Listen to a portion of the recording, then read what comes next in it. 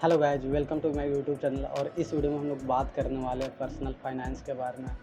Personal finance इसलिए important है क्योंकि अगर आप कोई भी सामान ख़रीदना चाहते हो इजी तरीक़ा से, तो उसको कैसे स्ट्रेटजिकली उसको प्लान करना चाहिए हम लोग पर्सनल फाइनेंस के मदद से जान सकते हैं। अगर आप कोई घर ख़रीदना चाहते हैं, कार ख़रीदना चाहते हैं और कोई भी चीज़ ख़रीदना चाहते हैं, पर्सनल फाइनेंस हमको ईजी बना देता है वो सब फाइनेंशियल गोल्स को अचीव करने के लिए। इस वीडियो में मैं आपको कुछ स्ट्रेटजीज़ के बारे में बताऊंगा जिसको से आप अच्छे तरीके से पर्सनल फाइनेंस कर सकोगे। उसके साथ साथ मैं आपको एक आईफोन को कैसे इजी तरीके से आप अफोर्ड कर सकते हो, उसका कैसे पर्सनल फाइनेंस किया जा सकता है, उसका स्ट्रेटजी इस वीडियो में हम लोग कंप्लीट देखने वाले हैं। तो चलिए वीडियो को स्टार्ट करते हैं। पर्सनल फाइनेंस करने का ये मतलब नहीं होता है कि हर चीज़ का बजट बनाना। पर्सनल फाइनेंस का सिंपली मतलब होता है प्लानिंग करना, स्ट्रेटजी बनाना, टैक्टिक्स बनाना, जिसको से हम लोग कोई भी सामान इजी तरीके से खरीद सकते हैं। अगर आप जितना भी आपका इनकम है, सैलरी है, पर्सनल फाइनेंस के मदद से हम लोग कुछ पैसा को सेव करते हैं, कुछ पैसा को इन्वेस्ट करते हैं, और जो इन्वेस्टमेंट होता है उसको हम लोग ऐसे इन्वेस्ट करते हैं कि वो जो आपका इन्वेस्टमेंट है वो आपको खुद पैसा बना के आपको दे, इस तरीक़ा से। अब मैं आपको एक स्टोरी बताता हूँ जिसको से आप पर्सनल फाइनेंस को अच्छा से समझ सकोगे और इन्वेस्टमेंट को भी। अज्यूम करो कि एक पहाड़ है और आपका काम है कि आप यहाँ पे एक तालाब है और आपका काम है कि यहाँ से पानी लेकर के जाना, ऊपर आप चढ़ाते हो पानी को, ठीक है। और यहाँ पे एक गांव है और आप पूरे गांव में पानी बेचते हो, ठीक है। अज्यूम करो कि आप एक बकेट 10 रुपये में बेचते हो और आप दिन का 100 बकेट सेल करते हो, तो आप पूरे दिन भर में 100 × 10 1000 आप पूरे दिन भर में कमाते हो, ठीक है।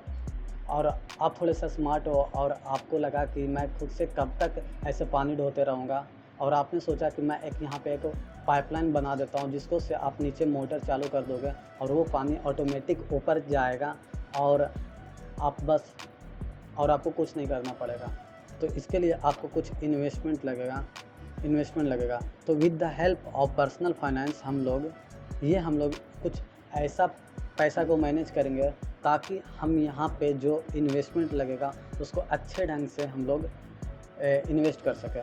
तो अज्यूम करो यहाँ पे तो इजी है, तो आप देख सकते हो आप अराउंड 1000 डेली का कमाते हो, तुम एक मंथ में आप अराउंड 30,000 कमा लोगे, जिसको से आप अज्यूम करो कि आप एक मंथ में आप अपना एक्सपेंस डिडक्ट करके अराउंड 10,000 आप सेव कर रहे हो, ठीक है, मंथली।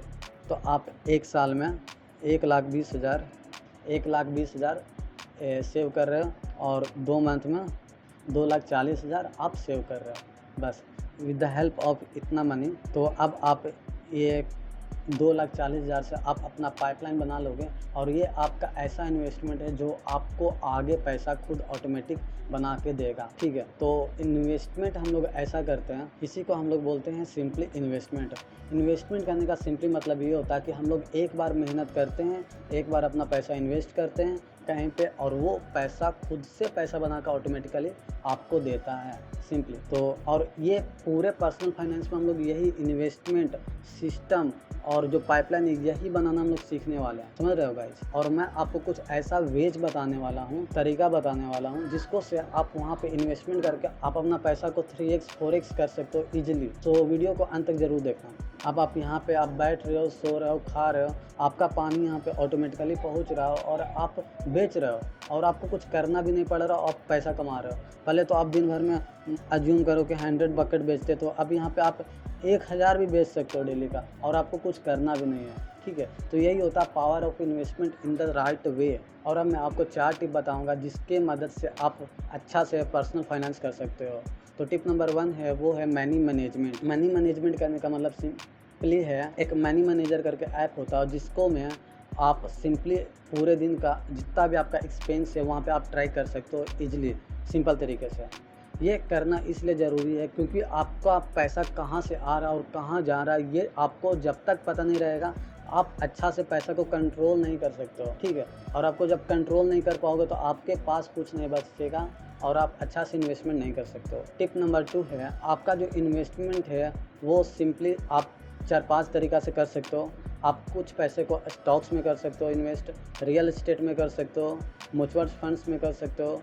आप बहुत सारा, तो आज के दिन में फ्रेंचाइजी मिलता है, आप उसको बाई कर सकते हो। आपको कुछ ऐसा आपका सिस्टम आपको कुछ बनाना है, खरीदना है, जिसको मदद से वो अब आपको पैसा कमा के देगा सिंपली। टिप नंबर 3 है हम लोग कैसे प्लानिंग करेंगे कोई भी चीज़ को खरीदने के लिए। वो एक कार हो सकता है, आईफोन हो सकता है, घर हो सकता है, कुछ भी हो सकता है। तो हम लोग कैसे प्लानिंग करेंगे वो देखते हैं। कोई भी चीज़ को खरीदना है तो उसके लिए सबसे पहले हम लोग को पहले टाइम एलोकेट करना है कि इसको हम 2 साल में अचीव करेंगे, 3 साल में अचीव करेंगे, और उतना साल तक हम लोग को सबसे पहले स्टॉक्स में या म्यूचुअल फंड में उसमें निवेश करना है, और उसके बाद उसको उसी के पैसा को निकाल के हम लोग को EMI पे करके वो सामान खरीदना है।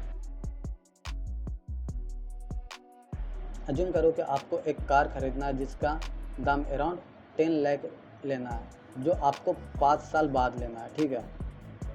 तो आप अभी डेली अराउंड मंथली का अज्यूम करो कि आप 15,000 जमा करो, ठीक है। तो एक साल में आपका कितना हो जाएगा, 15 के इंटू 12 जो कि हो जाएगा 180 के, ठीक है। 1,80,000 और 5 साल में कितना हो जाएगा आपका 180 के इंटू 5 जो कि हो जाएगा 9 लाख के अराउंड, 9 लाख, ठीक है। 9 लाख के अराउंड हो जाएगा।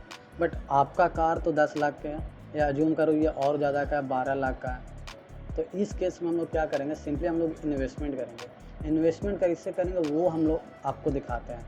तो आपका जो ये है 15,000 है, ये सिंपली 2-3 वे से कर सकते हो। एक तो आप म्यूचुअल फंड में इसको इन्वेस्ट कर सकते हो, या आप इसको स्टॉक्स में इन्वेस्ट कर सकते हो। अगर कोई भी चीज़ स्मॉल रन में आपको ख़रीदना है, जैसे आईफोन हो गया जो कि 2 लाख का ही है, तो इसके लिए हम लोग छोटे पीरियड के लिए करेंगे, तो उसमें हम लोग म्यूचुअल फंड में नहीं करेंगे, उसमें हम लोग स्टॉक्स में करेंगे। वो मैं आपको दिखाता हूँ कि स्टॉक्स में कैसे करेंगे। सिंपली अज्यूम करो, यहाँ पे देखो ना कैसे मैं स्मार्ट वे से करता हूँ। तो यहाँ पे हम लोग क्या करेंगे, अज्यूम करो कोई मैं बड़ा सिंपली टाटा मोटर्स का एक एग्जांपल लेता हूँ। तो एक साल में टाटा मोटर्स 77% रिटर्न देता है।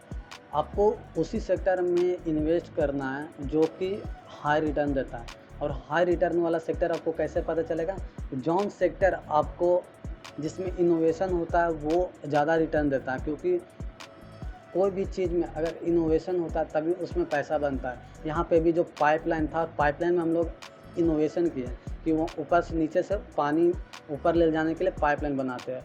तो ये इसमें इनोवेशन है। तो उस टाइम पे जिस टाइम पे हम पाइपलाइन बनाएं तो उस टाइम पे हाई रिटर्न दिया जाएगा, और कुछ टाइम के बाद वो जो रिटर्न है वो कांस्टेंट हो जाएगा। इसलिए जो भी सेक्टर है जिसमें कांस्टेंट इनोवेशन होते रहता है वो हमेशा हाई रिटर्न पे करता है। जैसे कि टाटा, ये सब एक बहुत ही बड़ा ब्रांड है, मतलब बहुत ही बड़ा ब्रांड है और बहुत ज़्यादा ट्रस्ट। फाइनेंस को अगर आप उतना अच्छा से नहीं समझते हो तो मैं तो आपको यही रिकमेंड करूँगा कि आप एक अच्छा बड़ा ब्रांड में घुस जाओ और उसी में आप पैसा इन्वेस्ट करते जाओ कांस्टेंट। अगर आप ज़्यादा दिमाग लगाना नहीं चाहते हो तब अज्यूम करो टाटा मोटर्स में आप कर रहे हो, तो ये अराउंड 77% ये इंटरेस्ट दे रहा है एक साल में। और आपको लगेगा एक ही साल में, आप 5 साल के लिए देख लो, 5 साल में ये 866% का रिटर्न दिया। महिंद्रा का दिखा देता हूँ, ठीक है, ये भी 435% का रिटर्न दिया है, ठीक है। तो यहाँ पे हम लोग क्या करेंगे कि अगर आपको कोई भी सामान 2 साल बाद ख़रीदना है तो हम इसमें आज से ही 15,000 करके हर मंथ स्टॉक को ख़रीदेंगे। 2 साल में आपका अराउंड समथिंग लाइक, अगर आप 15,000 इंटू 12 तो 1,80,000, इसमें 70% अगर आप इंटरेस्ट जोड़ोगे तो वो 3 लाख आपको अराउंड मिल जाएगा, ठीक है। तो आप हर साल यहाँ से आप 15,000 मंथली डाल रहे हो, आप 180 के इन्वेस्ट करो, आपको 3 लाख के अराउंड आपको मिल रहा है समथिंग, ठीक है। और अब हम लोग क्या करेंगे, आप 4 साल 5 साल पे उसको इन्वेस्ट करें, आपका अराउंड 3 लाख का है, 3 इंटू 5 15 लाख। और जब आपका इतना स्टॉक्स में आपको पैसा हो जाएगा, 15 लाख का आपका पोर्टफोलियो बन गया है एक स्टॉक्स में, ठीक है। और आपको ये स्टॉक वो चुनना है जो बढ़िया रहे, जैसे में आप टाटा में कर सकते हो, महिंद्रा में कर सकते हो।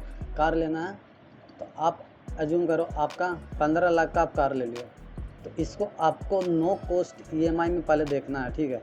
अगर नो कॉस्ट ईएमआई है तो आपको इसी लेना है। अगर नहीं नो कॉस्ट ईएमआई है, ठीक है, तब तो आपको यहाँ से आपको सब पैसा निकालना और वहाँ पे ख़रीद लेना। बट अगर नो कॉस्ट ईएमआई है, बट यहाँ पे फिर क्या करेंगे हम लोग, सिंपली स्टॉक जो हो उसका प्राइस हमेशा इंक्रीज होते रहता है। तो सिंपली हम लोग क्या करेंगे, एक ईएमआई में हम लोग का मंथली जितना ईएमआई रहेगा, अज्यूम करो कि वहाँ पे 40,000 है, तो हम लोग हर मंथ 40,000 का स्टॉक बेचेंगे और वहाँ पे देंगे, और ऐसे कंटिन्यू 5 साल तक हम लोग करेंगे।